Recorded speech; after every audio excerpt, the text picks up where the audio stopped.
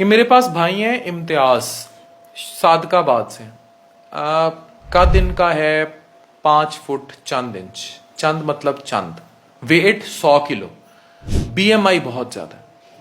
अब इनको fatty liver भी है, उसमें नैश हो गया, नॉन अल्कोहलिक स्टीटोहेपेटाइटिस, जिसको बड़ा क्लियरली मैं बार बार बताता हूँ कि ये डैमेजिंग सिचुएशन होती है। जारी रहे तो लिवर में फाइब्रोसिस और फिर सिरोसिस शुरू हो जाती है। लिवर सख्त होकर सुकड़ने का अमल शुरू हो जाता है। साथ इनको मैदे के मसले भी हैं और कब्ज के मसले भी हैं।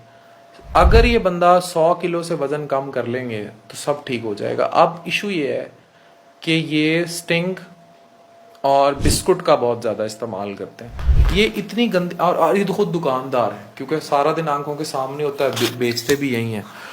तो ये हर दुकान पे मैं ये देख रहा हूँ कि स्टिंग और बिस्कुट और चिप्स पापड़ ये तो इतना कॉमन हो चुका है। क्या इनकी डिमांड बहुत ज़्यादा है? इसकी डिमांड तो इतनी ज़्यादा है कि अपना दुकानदार पूरा नहीं कर सकता। इवन के जो अभी का मामला बना था उसमें काफ़ी चीज़ें यानी कि हुई थी, सिर्फ लोग 2-4 दिन के लिए हटे थे, उसके बाद फिर उसकी डिमांड उससे डबल बढ़ गई। अच्छा। जैसे लेज हो गई और ब्रांड्स हो गए, वो यानी कि इवन अभी तक शार्ट जा रहे हैं। यानी कि स्टिंग, चिप्स, पापड़, लेज वगैरह इनकी डिमांड इतनी ज़्यादा है कि दुकानदार पूरी नहीं कर पा नहीं रहे। पूरी कर पा अच्छा, आपकी जो सेहत, ये जो वेट गेन हुआ है, आप कसूरवार किसे ठहराते हैं? शुरुआत सबसे पहले तो हम अपने आप को ठहराते हैं ना, क्योंकि एक चीज़ हमारे पास आगाही नहीं थी इसके क्या फ़ायदे हैं, इसके क्या नुकसान है। भूख लगी लेज खा ली, प्यास लगी स्टिंग पी ली, कोक पी ली, जो दिल करा वो पी लिया।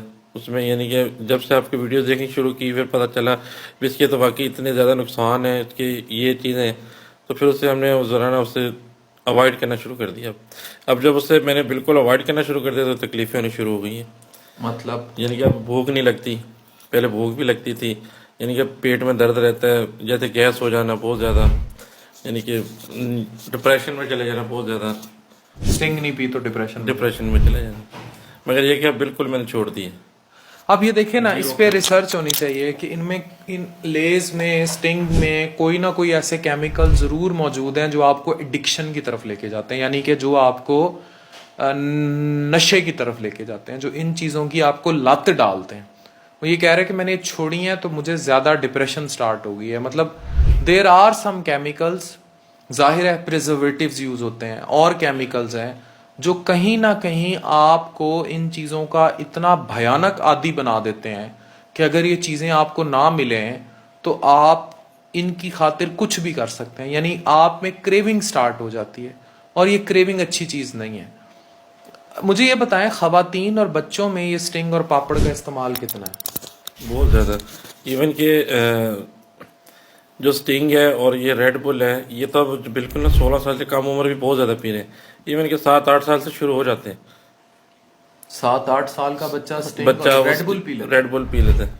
7-8 साल का बच्चा रेड बुल पीता है? रेड बुल पी रहे, हम मना भी करते हैं भी इसमें ये है, ये देखो बेटा वीडियो है, ये है। हम नहीं देंगे, वो साथ वाली शॉप से जाके ले लेगा। अच्छा, केमिकल्स इस्तेमाल करें? केमिकल्स बहुत खुला आम और इस्तेमाल हो रहा है। पहले पाबंदी थी कि स्कूल एरियाज में जो साथ साथ ऐसी चीज़ें नहीं मिलती थी, अब तो वो कंटीनें चलती ही उसे सिर्फ इसी के सिर पे है कि अगर वहाँ स्टिंग पापड़ ले ये सारी चीज़ें मिलेंगी तो वो चलेगी, वरना नहीं चलती, चलेगी नहीं। चलेगी नहीं। देखिए जनाब, ये बुरे हालात हैं और ये खुराक के डाइटरी पैटर्न्स पूरे बुरी तरह आपने बिगाड़ लिए हैं। अगर ये सब सिलसिले जारी रहे तो फिर चीज़ें तो भयानक है। Thank you.